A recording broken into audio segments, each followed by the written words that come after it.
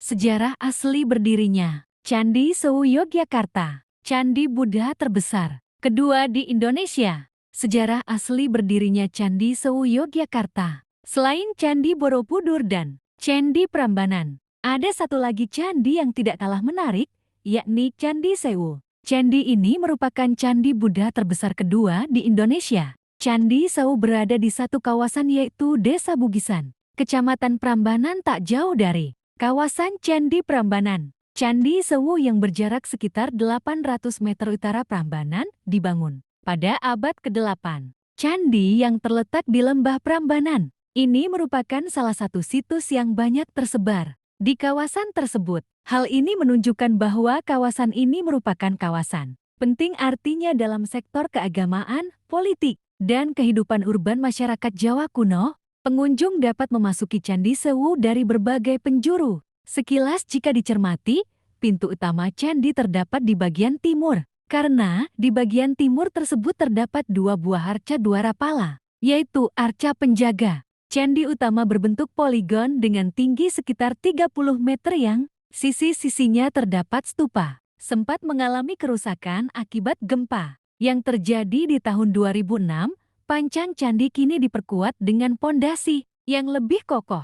Banyak yang meyakini bahwa Candi Sewu dan Candi Prambanan merupakan wilayah yang dahulu digunakan sebagai pusat di berbagai sektor kehidupan, seperti penyebaran agama Hindu-Buddha, pusat politik, dan kehidupan urban. Pendapat tersebut diperkuat oleh posisi Candi Prambanan dan Candi Sewu yang saling berdekatan yang membentang dari lereng gunung Merapi hingga ke perbatasan Klaten. Candi Sewu ini menawarkan legenda yang menarik untuk diketahui baik relief atau artefak maupun cerita di baliknya. Candi Sewu Klaten sebenarnya mempunyai nama asli Candi Prasada Vajrasana Manjusrigra. Menurut sejarahnya, pada awalnya Candi Sewu bernama Manjus Eri Gerhayang, memiliki arti rumah Manjusri. Konon katanya, Manjusri merupakan salah satu nama Bodhisattva dalam ajaran Buddha. Hal tersebut diketahui dari Prasasti Kelurak tahun 782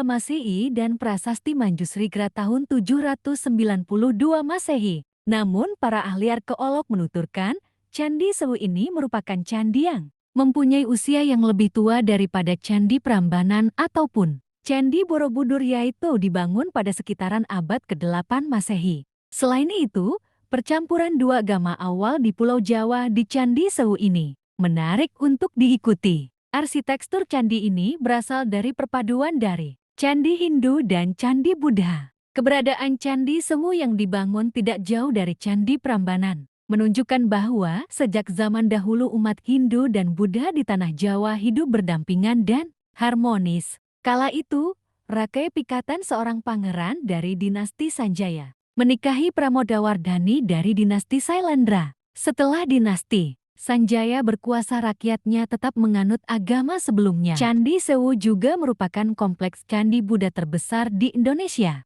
Menurut cerita masyarakat sekitar, nama Candi Sewu mengarah pada jumlah candi yang sangat banyak dengan bebatuan yang hampir mendekati jumlah 1000. Penamaan ini berkaitan erat dengan sejarah Rara Jonggrang yang minta dibuatkan candi berjumlah ke-1000. Sayangnya, sampai saat ini proses pemugaran belum sepenuhnya selesai, sebab membutuhkan waktu hingga 1 tahun untuk bisa memugar satu candi berukuran kecil. Sementara, candi yang harus dipugar berjumlah ratusan. Kompleks Candi Sewu menampung 249 candi dan 8 arca dwarapala. Fakta, Candi Sewu sebagai kompleks candi Buddha terbesar di Indonesia juga telah diakui oleh UNESCO dalam pernyataan Outstanding Universal Value-nya. Selain itu, walau bernama Candi Sewu 1000, namun ternyata jumlah candi di kawasan ini tidak sampai 1000. Menurut catatan Balai Pelestarian dan Cagar Budaya BPCB,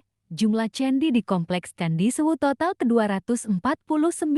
Terdiri dari satu bangunan candi utama, ke-8 candi apit dan 240 candi perwara. Gugusan Candi Sewu terdiri atas 249 buah candi, terdiri atas satu candi utama, 8 candi pengapit atau candi antara, dan 240 candi perwara. Candi utama terletak di tengah, di keempat sisinya dikelilingi oleh Candi Pengapit dan Candi Perwara dalam susunan yang simetris. Candi Perwara dan Candi Apit seluruhnya terletak di pelataran luar. Di setiap sisi terdapat sepasang candi apit yang berada di antara candi utama dengan deretan dalam Candi Perwara. Setiap pasangan candi apit berhadapan mengapit jalan yang membelah halaman menuju ke candi utama. Candi apit berdiri di atas batu setinggi sekitar 1 meter, dilengkapi dengan tangga selebar sekitar 1 meter menuju ke selasar di permukaan kaki candi. Di atas ambang pintu bukan dihiasi pahatan kalamakara, melainkan beberapa panel relief. Atap candi berbentuk stupa dengan deretan stupa kecil menghiasi pangkalnya. Dinding tubuh candi apit dihiasi dengan sosok-sosok pria berbusana kebesaran.